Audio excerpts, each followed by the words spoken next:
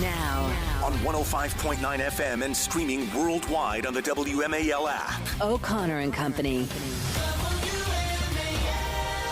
All right, it's 6:07. It's O'Connor and Company. If you're still hitting that snooze button, well, I mean, stop it. You got a life to live. You got to... We're jealous. Yeah, that too. But you've got a day to seize. You got to win the day. You got to bring home the bacon for your family. Let's go. And we're going to be right there with you. Don't worry. You're not in this alone. We're all in this together. Coming up in 30 minutes, Cal Thomas is going to join us. At 7:05, Eric Baxter from the Becket Fund for Religious Liberty. Parents would like to opt their children out of explicit sexual content in elementary school, but apparently that's kind of hateful. 8:05, Corey Lewandowski. And then at 8:35, Luke Rosiak. He's an investigative reporter for the Daily Wire. He's got a blockbuster story on alleged plagiarizing on behalf of the president of the University of Maryland. It's a stunner. We'll give you all those details. I'm Larry O'Connor. That's Julie Gunlock. Good morning, Julie. Good morning. What a day yesterday. We had Kamala Harris agreeing to her third interview, second that's one-on-one, though, with the National Association of Black Journalists. A pretty friendly room for her, and she still sounded like a blubbering, incompetent fool. Then we had Tim Walz doing a rally, and believe it or not, he was less than impressive. And then in the evening, you had Donald Trump. This was a scheduled rally in Flint, Michigan. For those of you who don't know the landscape of Michigan, Detroit was always sort of Chrysler town. Farmington was Ford town. And I'm talking about the actual cities. Detroit headquarters, downtown, Chrysler. Ford was in Farmington, which was sort of outside in the Tony suburbs. Flint was always seen as sort of GM country. In fact, the university there, an engineering school, was known as General Motors Institute, and a lot of their factories were right there. Since GM went through huge turmoil in the 80s and 90s, and many of their factories moved to the south or even south of the border, Flint has been desolate. Flint has been an example of the policies that have been set by the United States government that affected heavy manufacturing in the Midwest. Flint is the perfect example. You remember they had a horrific incident with regard to lead poisoning in their water because of the dilapidated city conditions and the neglect of the dominant Democrat Party that ran the city of Flint. It's just become an iconic city of suburban, Midwestern strife and decay. Dysfunction, yes, exactly. So Donald Trump plans this rally in Flint, Michigan. These are the voters he needs. He wants to win Michigan. And the majority of people in the arena for this rally were UAW workers. Not the leadership, the actual UAW workers. And, Julie, I don't know if you saw the makeup of this rally, but I got to tell you, if this is Corey Lewandowski's influence on the final stretch run here for the campaign, he deserves an A+ after yesterday. Because instead of your standard rally format where Donald Trump goes up on stage after we hear I'm proud to be an American, God bless the USA, and he gives his boilerplate teleprompter speech that he goes off script on for about, an extra hour beyond what was the allotted time. And people love those rallies, don't get me wrong. But instead of that, he sat down on the stage and was interviewed in a back-and-forth exchange with none other than Governor of Arkansas, Sarah Huckabee Sanders. And I'll tell you, people, trust me, I've seen plenty of Trump speeches at rallies, at CPAC, at various events. And it's great. And it's wonderful red meat for all the people who are there who love Trump and are supporting Trump. But you got to understand that at this point in the campaign, the target audience for these events are not the people who are sitting in the arena. The target audience are those people who are watching clips of it on television or online who have yet to make up their decision. And sadly, at this point, one Trump rally after another ends up just looking the same. But suddenly this looked different, and I'll tell you this, Donald Trump sitting and exchanging information in a conversation format with a woman like Sarah Huckabee Sanders who knows him well, who he trusts and knows how to get the best out of him. This was a freaking grand slam home run. It was wonderful. Yeah. And I want to play a little bit of it for you. I'm sorry, I just wanted to go off on the format here because I think that people come here sometimes to sort of get more than just the sound bites, This is sort of like the stagecraft of politics. And understanding how to work the media in such a way to best get your message out during an election season. That's how this game is won. That and get out the vote, party registration, and making sure that only valid ballots are counted. Here's President Trump sitting with Sarah Huckabee Sanders, revealing some news, actually. And I have to say that President Biden called me yesterday. It was very nice. We had a very nice conversation. I appreciated that he called about, what happened the other day. And he says, he's committed. He's committed. No, and today, a little while ago, I got a very nice call from Kamala. No, it was very nice. It was very nice. It was very, very nice, and we appreciate that. But we have to take back our country. We have to win. We're going to win, and we're going to make America great again. That's all there is to it. Now, very simple, right? This may be a small moment, and it may not be about policy. It may not be about taxes and the border. It may not be about crime and foreign policy. Let me tell you something. First of all, if he weren't sitting on the stage with Sarah Huckabee Sanders and he started talking about this phone call from Kamala Harris and Joe Biden and the crowd started getting agitated and they started shouting back at him, he would have taken that ball and he would have run with it. Yeah. And he would have said, let me tell you something about Biden. Let me tell you. And he would have gone off script. He would have gotten back to the script eventually. Yeah. But sadly, this is who we knew Trump. And it's fun. We like that about Trump, but we also get frustrated about that with Trump. Because Sarah Huckabee Sanders was there as an anchoring device to keep him focused, to keep him on this. And he didn't want to go in that route. And he didn't have the freedom to go in that route because it wasn't just him standing at a podium. He was sharing the stage with somebody else. He stayed on it, and suddenly he actually looked magnanimous. He actually told the crowd, no, we don't need to do that. It was very nice that they called me. And then he circled back and said, but we got to win. We got to take back. It's nice that they called. I appreciate it. I'm a human being, but we got to win. And I think that was such an important moment at this time. I do too. And I think it softened him. It is something that women have said that sometimes they get turned on. I don't know what's wrong with me. It doesn't turn me off when he gets all fired up. I know you're not your typical suburban woman. Yes. Yeah, I honestly find him hilarious. But most of the things that he says are very funny. But it does turn off. And we've done, at the Independent Women's Forum, we've done research. We know this is true that most women don't sort of enjoy that. This really softened him. And again, with that moment, you're right. When he said, no, it was very nice. It was very nice. But then he went on and he got back to his point. I agree with you. It was a powerful moment. It was a good moment. It was I think this guy's been through a lot. Yeah. And I wouldn't be surprised. I mean, it's not just Sarah Huckabee Sanders being there and a mom being there and her keeping him. I think he's probably had some very, very serious moments over the last couple weeks and he sees the importance of this race and what this means to America. The optics of this was great, too, because he's sitting down and it's a casual conversation with a well-respected, competent, and admirable woman who is got her own rising star in American politics. She takes him seriously. The crowd took him seriously. And I got to tell you, I know, a lot of people look at the polls, they get freaked out, they become Eeyores. Early voting in Virginia starts Friday. I think early voting started today in Pennsylvania. I need you to, everybody, just take a deep breath for a second. If you look at where Donald Trump is right now, mid-September in this election, compared to 4 years ago and compared to 8 years ago, he is so far ahead. In both of those election cycles, he came on strong in the final 4 weeks. I think that's because there's a lot of people who support Trump who don't show up in the polls, and he always outperforms his numbers on Election Day. If he's going to outperform these numbers right now, he wins by 4 points. Because he, at this time 4 years ago and 8 years ago, he was down by like 4 or 5 points. And right now it's a dead heat. And if this is the direction now in terms of optics and communication and delivering a message to those people who might still be on the fence, guys, we are watching something develop here. I don't want to get too hopeful, but I am optimistic. We've got more from this rally. He made some news about some tariffs on foreign manufactured automobiles that might be of interest to you, and we'll share that in a moment. First, though, it's 6:15 WMAL. Making sense of the news.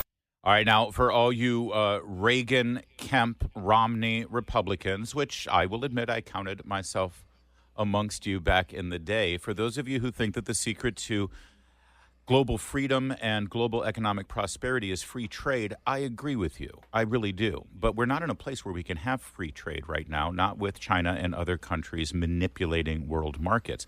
free trade is a bit of a pipe dream. I agree that America should lead the charge in that respect, but we also shouldn't unilaterally disarm when other countries are taking advantage of us.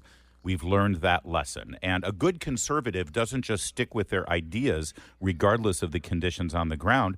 A good conservative adopts their policies, not their principles, but their policies to recognize the reality of where we are living at this moment. And where we are living economically is that free trade is absolutely a pipe dream until China is defeated. Given all of that, Donald Trump proposed a pretty serious tariff on foreign manufactured automobiles, specifically in Mexico. So they're building. So I said, where would I go? And let's go take a look at a beauty. He said, well, we'll have to go to Mexico. I said, wait a minute, I'm not interested. No, I want to know here. He said, here we don't build top of the line. We build smaller plants. We build, there's just not that kind of a thing. And I said, isn't it sad? He feels that too. He's a United States guy.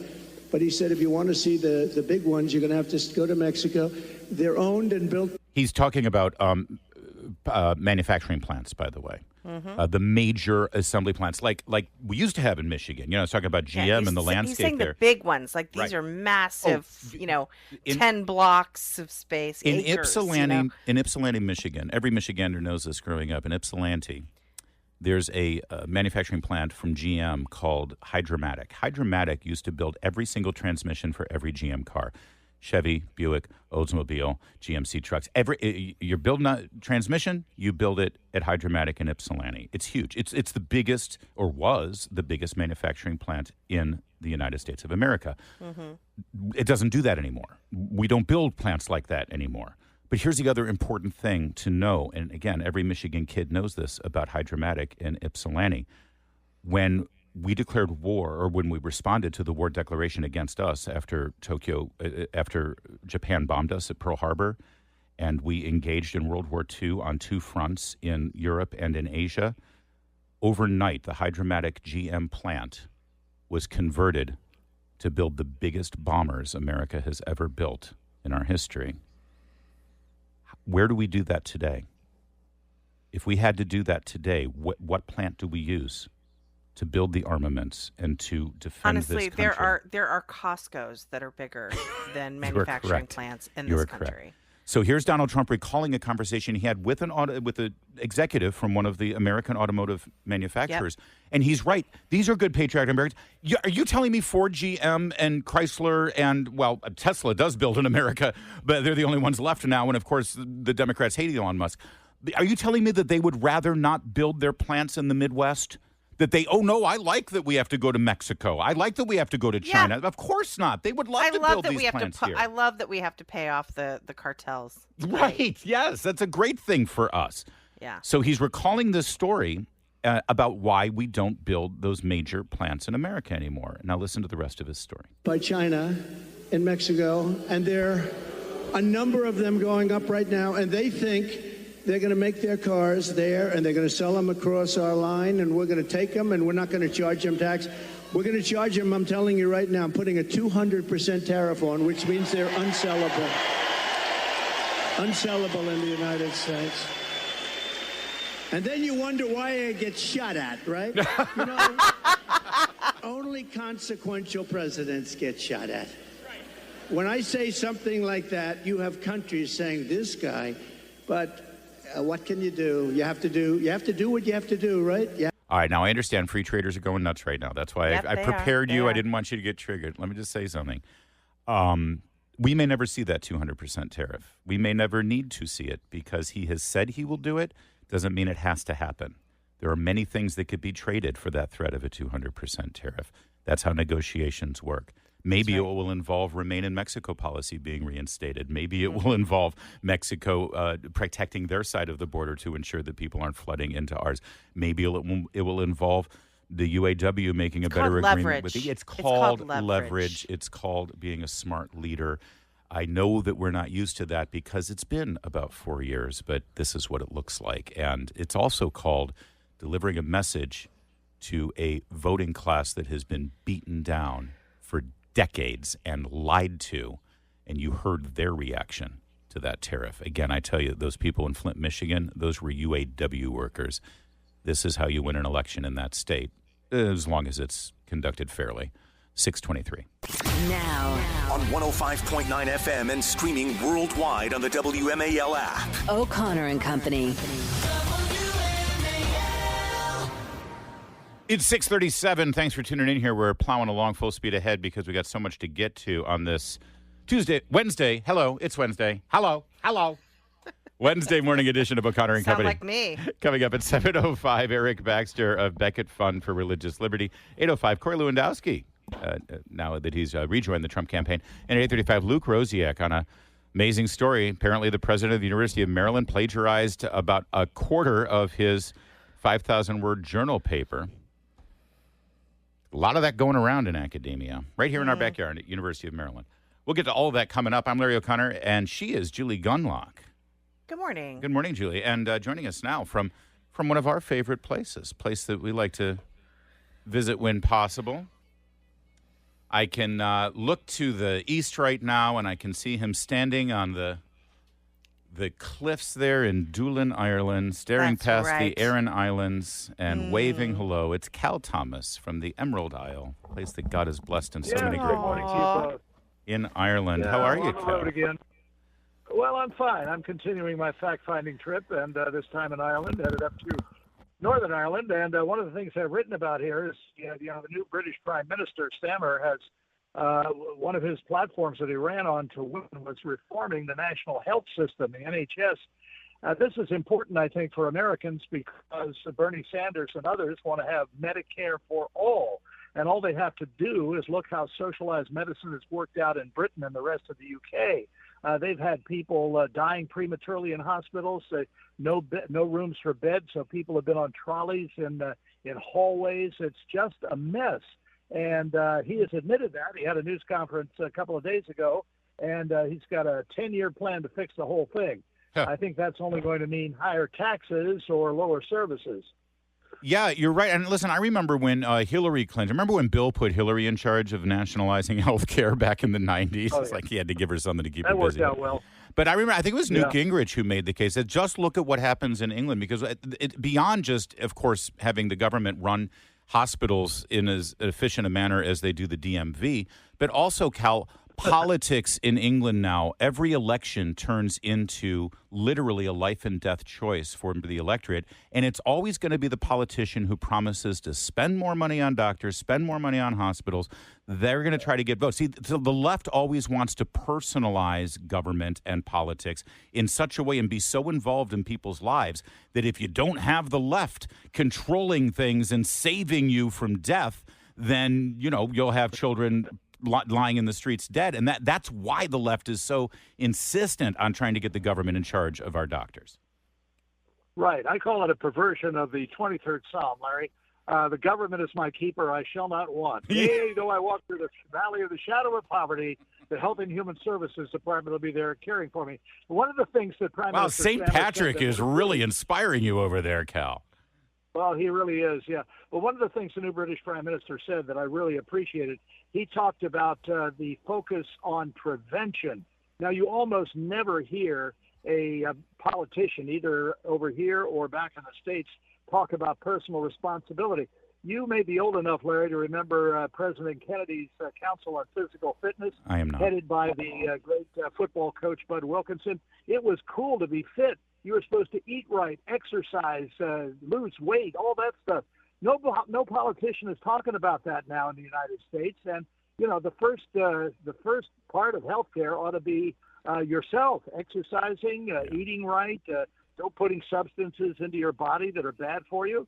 But you don't hear anybody talking about that. Julie, Well, how old does Cal think I am? I don't know, but Cal, RFK is certainly talking about that. Make America healthy again, and it looks like he might get a position. I'm not entirely thrilled about that, but at least he is talking about those issues and raising awareness about those issues. But I wanted to talk to you now. Another sort of similarity we see with Starmer and Tim Walz, and that is making sort of criminalizing hate speech, throwing people in jail for saying things that they don't approve of, that certainly the Democrats don't approve of. This is what will happen. We will see. We we fought a revolution to get away from Great Britain, but under Tim Walz and Kamala Harris, it could look a lot more like Great Britain, and the restrictions on free speech that are happening over there. Right. Well, that's right. And, of course, the question is who's going to monitor what is hate speech and what is allowable? Right. The ACLU, a number of years ago, you may remember, they defended these Nazis going through Skokie, Illinois, with their anti-Semitic signs and their hatred for all things that were not white. That was the ACLU, a very liberal organization. So I think you go down the wrong road when you say we're going to try to control what people think and what they say. They're already doing that at the university campuses, you may have noticed. Yeah, they sure are. Cal, real quickly, your fact-finding mission there in Ireland, does it involve Guinness or does it involve whiskey? No, it involves Irish cider. It's very good stuff. In the South, they call it Bulmers, and in the North, they call it Magners. That goes back to the divisions that occurred before the Troubles ended. But it's great stuff. I highly recommend it. You can get Magners in the United States. Hard cider on tap is it is a gift that Ireland that we haven't quite figured out. There's a few places in some of my favorite Irish pubs here in the D.C. and Annapolis area, but it's rare. But it's pretty normal there, isn't it? All right, we'll enjoy it. Well, in Arlington, the 4 provinces, they have it there. So right. Head on over there for a pint. All right, thank you, Cal. Enjoy it. You're in a beautiful, beautiful place. Stay safe. Yeah. Cheers. Eringo Bra. It is 6:43. Is he going to start talking like the leprechaun from Lucky Charms? What is happening here? Weeknights with Mark Levin, 6 to 9 p.m. On News Talk 105.9 WMAL, making sense of the news. You all know the name Luke Rosiak, of course. He lives in the area and is an investigative reporter for the Daily Wire. And he's done some great investigative work, especially pertaining to education in this area, mostly at the primary and secondary level in our school boards in Loudoun and Fairfax, et cetera. But this latest story has to do with higher education in the University of Maryland. President of the University of Maryland is being accused now of plagiarism on a paper that he wrote to get his Ph.D. Now, at the time, he was a PhD, excuse me, in rocket science. He's literally a rocket scientist, this guy. And he was leading a program to increase the number of underrepresented minority PhDs in 4 departments within the College of Education. And he wrote a paper that, according to this investigation, and it sure looks like a slam dunk from Luke Rosiak. You always want to couch these things allegedly, apparently, it's being reported. But good Lord, out of 5,000 words in this paper, 1,500 words appear to be directly lifted from a paper written by an Australian student who at the time, or until recently, has been working in a restaurant. You talk about underrepresented people who shouldn't have their work stolen from them. And listen, we've seen this before at Harvard. We've seen it at I think it was University of Pennsylvania, various elite institutions with presidents who have plagiarized other people's work, and they often say, "Oh, it was just some sloppy editing, and that wasn't supposed to be there. It was part of my." But here's the smoking gun, if I may, Julie. The student in question who was plagiarized is Australian. Yeah. Certain words in Australia are spelled differently. Aluminium. Sorry, I've been dying to say that all week. Go ahead. Color with an OU, things like that. Oregano instead of oregano. Okay, that's really more offensive. Right. But you understand. We get it. Well, the president of University of Maryland, when submitting their paper, had deliberately gone in and corrected the Anglo spelling of these words to the Americanized spelling of these words. But he missed 2 British spellings. Yes. And he missed 2 of them, so he went in and tried to change them. Yeah. But he missed 2 of them. Let me just say about modeling and endeavor. Endeavor was spelled with an O-U-R. O-U, yeah. There's a very fancy over there. But I will tell you something about Luke Rosiak. He is a thorough journalist, and he is very accurate in his reporting. So this is devastating devastating what they found. 1,500 words. Yeah. I Out love of also that 5,000. I love that the guys from some waiter in Australia, that Pines was probably like, oh, they'll never find it. Some random waiter in Australia. How Right. could they find that? By the way, two other items of note here, and Luke Rosiak will be joining us coming up at 8:35 to explore this story further. Two quick things that you want to know about. He has also falsely represented output from ChatGPT, which is AI technology, and put it as, quote, faculty scholarship from the University of Maryland. God. And this is my favorite. A University of Maryland spokesperson said, quoting now, "It's not uncommon to take 1,500 consecutive words verbatim from someone, publish them under your own name, and decline to cite the author." Oh, that happens all the time, which What? I think might be worthy Maybe of some further investigation. Yeah, maybe don't perhaps. send your kids there. My goodness. It's 6:52. Making sense of your world. Something you just don't hear anywhere else. News Talk 105.9 WMAL.